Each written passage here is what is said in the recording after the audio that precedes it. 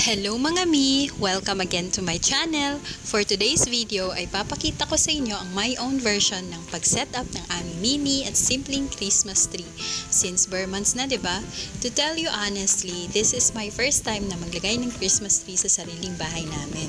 O diba, ang daming firsts namin ngayong taong 2024. Una, our house turnover noong February, tapos lumipat kami ng July 24 kasabay ng house dedication, at dito ko rin sinelebrate ang aking simpleng 33rd birthday dito sa sariling bahay na talaga namin.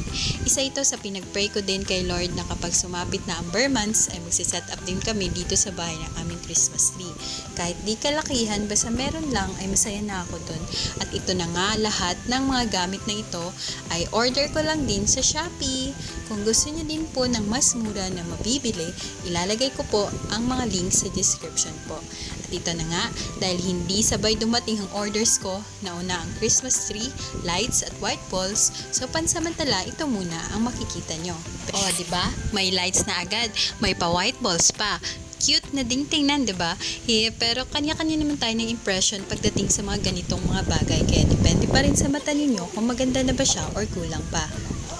Pero baka bukas, darating na din yung dagdag ko pang mga palamuti dyan sa Christmas tree namin. At ito na nga, dumating na din yung mga flowers ko na isasabit din sa Christmas tree namin. Inayos ko lang muna para di masira at pinaglalagay sa isang stick.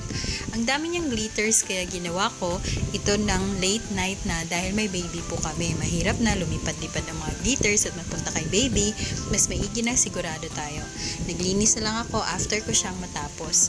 Nakakatuwa lang talaga na kahit papaano, dati kasi sa ibang bahay pa ako tumutulong para mag-set up ng Christmas tree or sa church namin pagka sumapit na ang bare months.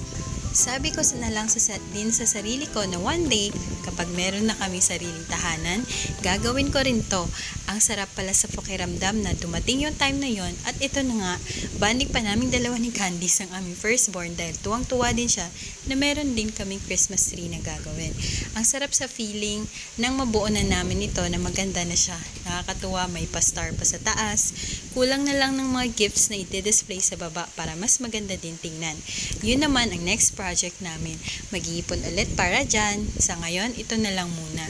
Naka-display po siya sa tabi ng workstation ko, kaya ang ganda rin pagmasdan. Nagpa-picture pa ang aming ate dahil ang ganda na daw. O, diba, napaka-appreciative talaga ng aming ate Candice. Kaya tuwang-tuwa din ang puso ni Mama na makita siyang masaya dahil dito sa aming ginawang Christmas tree. O, hanggang dito lang po mga mi, just want to share our version of Christmas tree decor setup. At kung hindi ka pa po nakapag-subscribe sa aking channel, please do like and subscribe naman po. It will be very much appreciated. Thank you po and God bless sa ating lahat. Sa Diyos po lahat, masasalamat at kapurihan. Thank you!